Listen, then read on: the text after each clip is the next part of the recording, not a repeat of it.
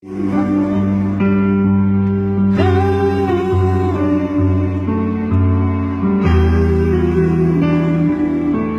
warahmatullahi wabarakatuh. Selamat siang teman-teman semua, dimanapun saat ini Anda sedang berada. Jumpa lagi kita berjumpa dengan saya Arif RH dalam rekaman video iseng seperti biasanya.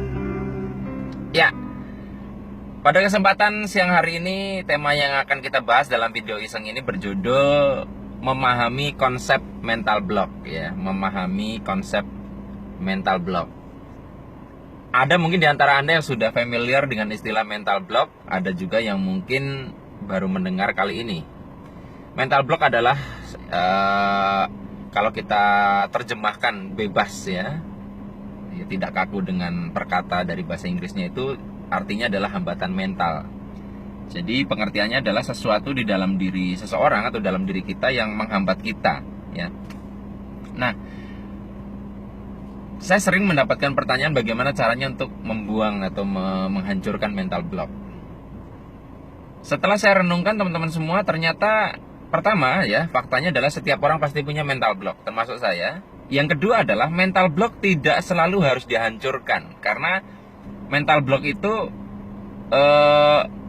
tidak selalu jelek, ya, tidak selalu jelek, tergantung konteksnya. Nanti kita bahas, ya. Nah, sebelum ke sana, kita bahas dulu sebenarnya mental block itu apa sih? Tadi hambatan mental itu menghambat gimana? Jadi boleh dibilang yang paling mudah kita untuk mendefinisikannya adalah apabila kita memiliki satu tujuan, suatu keinginan, satu rencana, lalu muncul sesuatu yang menjadi penghambat. Nah, penghambat inilah yang disebut mental block. Contoh paling gampang adalah untuk memudahkan ini, apabila Anda mau menuju ke suatu tempat menggunakan mobil misalkan, kemudian Anda ngegas. Nah, Anda ngegas itu kan sedang membangun satu kecepatan menuju tujuan itu.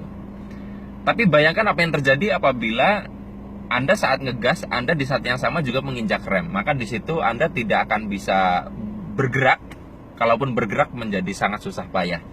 Nah, posisi rem saat kita ngegas tadi itu yang disebut mental block.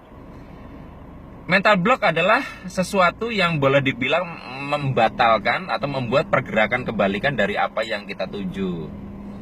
Misalnya kalau Anda ingin mencapai satu target tertentu, misalkan katakanlah target penjualan Anda bulan ini 100 juta.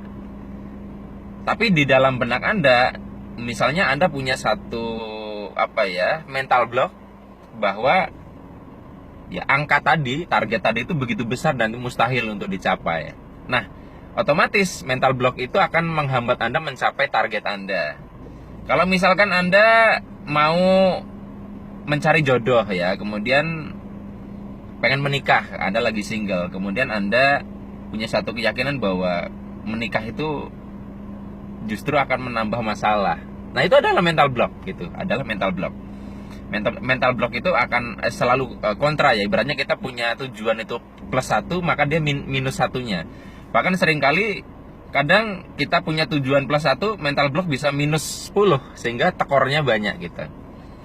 Nah, mental block ini lahir dari pemrograman, ya. Karena kita itu semi komputer, mirip seperti komputer. Kita diprogram oleh lingkungan, terutama oleh orang tua, karena masa pemrograman kita waktu kecil. Dan salah satu yang paling kuat memprogram kita ya orang tua, tentunya, ya. Contoh paling mudah adalah saya kalau naik motor, ya. Kalau naik motor itu ketika sudah mencapai kecepatan 80 km per jam contohnya, itu saya sudah takut, sudah langsung menurunkan kecepatan. Kenapa itu bisa terjadi? Karena waktu kecil saya diciptakan mental block oleh bapak saya ketika saya latihan nyetir motor. Jadi waktu itu bapak saya di belakang, saya yang nyetir. Kemudian ketika bapak saya selalu mengawasi saya, misalkan lampu sen mungkin masih nyala atau bagaimana, yang menurut beliau salah, beliau langsung koreksi. Nah, setiap kecepatan saya sudah mau lebih dari 80 km per jam, helm saya itu dipukul, plak, gitu, ya. Dan itu dilakukan berulang-ulang, sehingga terciptalah mental block. Karena itu terjadi berulang-ulang, kalau saya mau melampaui 80 km per jam, saya seolah-olah ngerem, nggak bisa gitu loh. Ketakutan, muncul rasa takut lah, rasa khawatir lah, atau apapun. Intinya saya tidak bisa lagi melampaui kecepatan itu. Nah, itulah mental block gitu loh.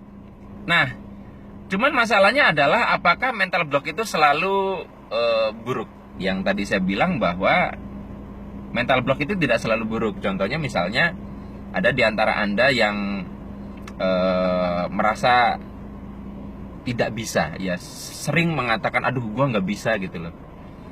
Ketika diambil secara umum, kata gue nggak bisa itu kan kayaknya selalu negatif ya. Nah, itu mental block, kudu dihancurin.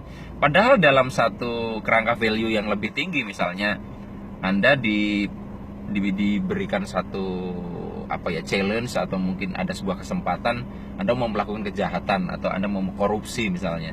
Lalu muncul mental block itu, misalnya, waduh gue nggak bisa kalau korupsi deh, aduh kalau gue selingkuh kayaknya nggak bisa deh. Nah, itu kan mental block. Nah, saya pikir ketika value-nya seperti itu, maka itu adalah mental block yang menghambat di jalan yang benar gitu loh. Sebagaimana rem juga dibutuhkan ketika Anda memang mau berhenti gitu.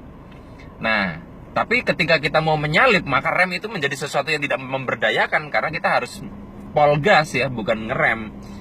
Nah, jadi kalau misalkan Anda mengatakan mau menghancurkan mental block, itu sebenarnya kurang tepat. Tapi kita perlu tahu, mental block itu sebetulnya adalah satu hambatan yang harus kita tempatkan sesuai dengan tempatnya. Misalnya kata gue nggak bisa, itu kita tempatkan kepada tempat-tempat yang tepat. Misalnya pada waktu kita mau melakukan kejahatan, melakukan hal-hal yang kurang baik, kurang spiritual, kita tempatkan kata gue nggak bisa. Tapi ketika misalkan sesuatu itu sesuatu yang positif, memberdayakan, misalkan Anda mau sekolah lagi, mau menaikkan prestasi akademik, ketika muncul kata gue nggak bisa, sebetulnya yang terjadi kita tidak perlu menghancurkan gue nggak bisa, tapi gue nggak bisa ini sebetulnya adalah satu mental block, satu rem yang kita injak pada sikon yang salah gitu. Jadi ada alangkah baiknya mungkin kita tidak menghancurkan mental block, tapi menata, memanage mental block ya, sehingga sesuai pada tempatnya, karena setiap itu pasti ada fungsinya.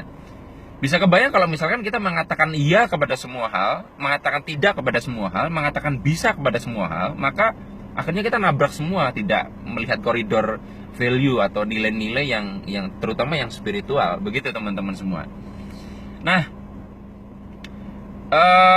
berarti kan kita bisa melihat bahwa ada beberapa mental block yang mungkin secara sengaja kita pelihara. Misalnya saya berulang kali bilang saya punya mental block terkait dengan utang ya, karena dulu pernah mengalami satu traumatik, satu pengalaman yang tidak enak, saya pelihara sehingga saya tidak mau berhutang. Saya sadar gitu loh. Tapi akan jadi masalah, ini akan menghambat ketika misalkan saya mau berbisnis menggunakan uang bank atau uang investor, saya tetap menghitung sebagai utang, maka mental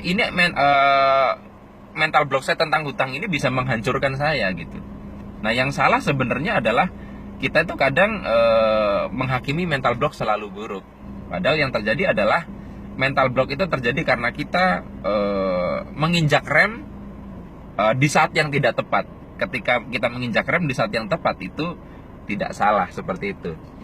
Nah, teman-teman semua, jadi kalau misalkan ada di antara Anda yang merasa punya mental block, berarti ya Anda masih manusiawi, Anda masih normal ya. Cuman paling Anda perlu bertanya, kira-kira mental block yang muncul dalam keadaan sekarang ini, dalam rencana saya ini, menghambat saya untuk hal yang benar atau tidak, baik atau tidak. Kalau misalkan baik ya nggak apa-apa.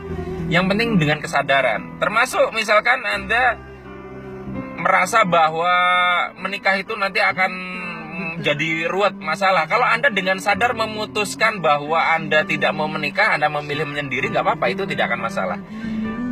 Mental block baru menjadi sebuah masalah apabila Anda menginginkan menikah, tadi contohnya kasusnya menikah, tetapi Anda tetap memegang mental block bahwa menikah itu akan menciptakan sebuah masalah.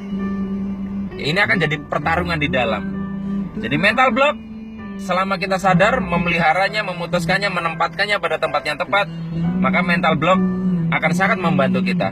Tetapi apabila mental block kita letakkan pada hal-hal yang seharusnya butuh kecepatan, maka mental block itu justru akan menghambat kita mencapai tujuan. Sampai di sini teman-teman semua pembahasan kita tentang mental block. Mudah-mudahan bisa sedikit memberikan gambaran kepada Anda untuk bisa kita sama-sama berbenah. Sampai jumpa lagi di lain kesempatan. Saya akhiri billahi taufik wal hidayah. Wassalamualaikum warahmatullahi wabarakatuh. See you. Dan rasakan